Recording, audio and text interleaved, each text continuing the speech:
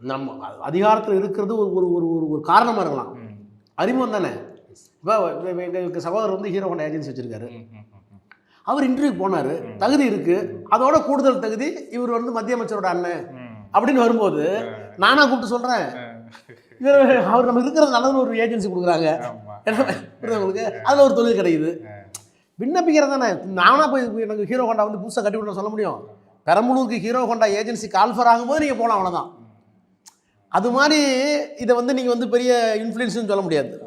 அப்போ ஒரு வாய்ப்பு வருகிற போது அது ஒரு தொழில் வருது, அந்த தொழிலால் 4 காசு வருது, அந்த 4 காசில் ஒரு இன்வெஸ்ட்மெண்ட் வருது, ஒரு கார் வாங்கி கொடுக்க போனால் கார் வாங்கி கொடுக்குறாங்க, அதானே.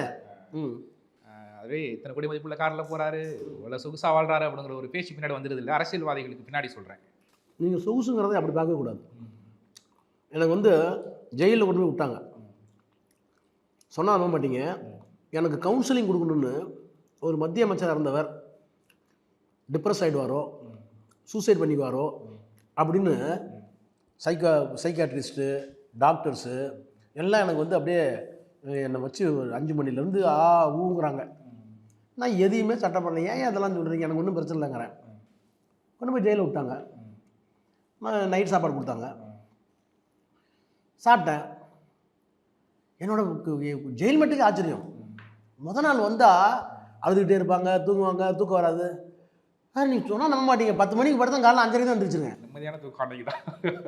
ஜெயில் வார்டன் போய் சூப்பரண்ட சொல்கிறான், சார் நான் 3 ரவுண்ட் போயிட்டு வந்துட்டேன். இவர் எந்திரிக்கவே இல்லை சார், தூங்கிட்டே இருக்கார் சார். கரெக்டாக தூங்கிட்டு காலையில் 5 மணி எந்திரிச்சார் சார். எந்திரிச்ச உடனே காலையில் வாக்கிங் போட்டேன் சார்.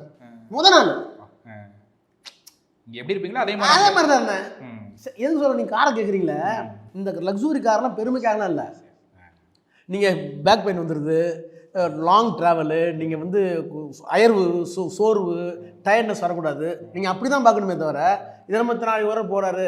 இப்போ நான் என்ன கேட்குறேன், நீங்கள் வந்து ஒரு அண்ணா வந்து அவர் எனக்கு சொல்லுவாங்க, அவர் வந்து ஆஸ்பத்திரியில் இருந்தப்போ ஏசி வேணான்ட்டார், என் தொண்டெல்லாம் கீழே இருக்கான், இதை பார்த்தா தப்பாக இருக்கும்னு சொல்லுவாங்க. இப்போ அது பொருந்துமா?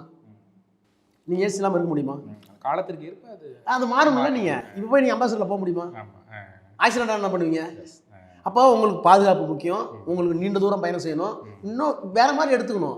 ஒரு நீங்கள் ஒரு தப்பான அரசியல்வாதி தான் லக்ஸுரியான்னு சொல்லணும். இந்த அரசியல்வாதிக்கு இந்த கார் இருந்தால் இன்னும் பயணிப்பார், இன்னும் சமூகத்துக்கு பயன்படும், இன்னும் கட்சிக்கு பயன்படும், இந்த ஆட்சிக்கு பயன்படும், ஏழை எளிய மக்களுக்கு பயன்படும். அந்த கார்கள் தப்பு இல்லையா உங்களுக்கு? அந்த வீட்டில் இருக்கிறதுனா காரில் இருக்கிறது தான் அதிக நேரம் பயணத்தில்.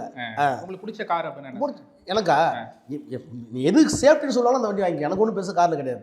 விசாரிப்பேன், சேஃப்டி என்ன இருக்கோ அதை கொடுத்துருவாங்க, அவ்வளோதான்.